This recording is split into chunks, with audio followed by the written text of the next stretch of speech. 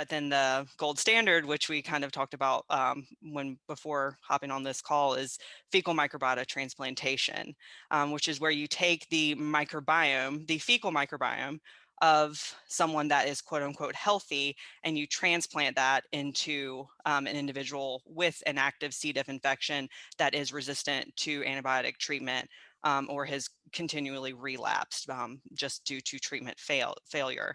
And that seems to be one of the best methods for eradicating C. diff infection.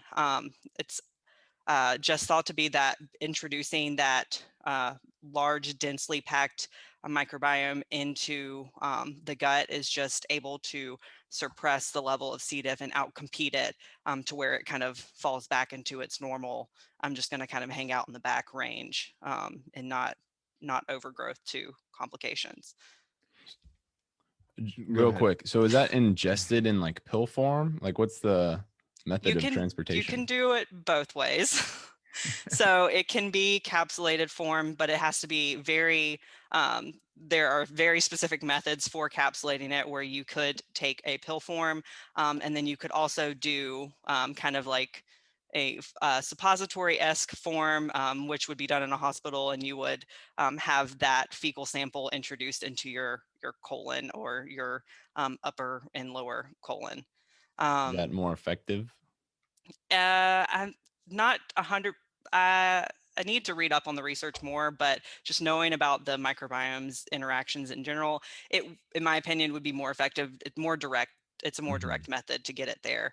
If you take it in pill form, the large risks are there are people that have kind of DIYing this at home because you can buy pill capsules that say that they're secure and like not going to release until you get to the gut. But the issue is that if it releases in the small intestine or in the stomach, you are going to have like severe infection. Yeah. You can develop SIBO, which is small intestinal bacterial overgrowth, where we typically don't have a ton of bacteria that reside in our small intestine compared to our colon. The majority of them are within the colon. The environment in the colon is just more beneficial for those microbes to thrive. And we don't want them in the small intestine because that's where we predominantly absorb our nutrients. So like all of our macronutrients and a lot of our vitamins and minerals. And if the bacteria are there, they're competing for our enzymes with our enzymes to like metabolize and absorb nutrients. And that could lead to malabsorption, which is a complication of SIBO. So when you have your bacteria that bloom and grow in your small intestine, it's painful, uncomfortable, and can lead to some serious complications, especially with like nutrient deficiencies. So yeah, DIY at home is not recommended.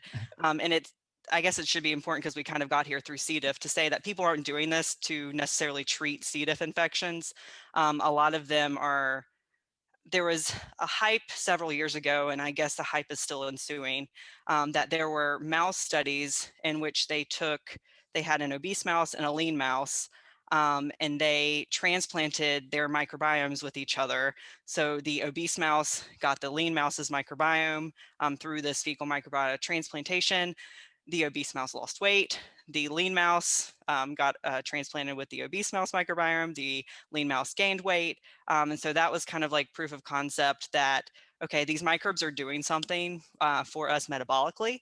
And that was, some of the early research with the microbiome and looking at how it's influencing overall host metabolism and health. And people are still latching on that today to say that, okay, well, maybe our microbiome influences our weight. So I've got a skinny friend, so let's go transplant their microbiome into mine. And then it's like, okay, and then I'm going to lose weight. And then people are saying that it treats different conditions because it's just the field of microbiome is riddled, or just gut health in general is just riddled with pseudoscience. So it's a fun field to be in because you do a lot of myth busting.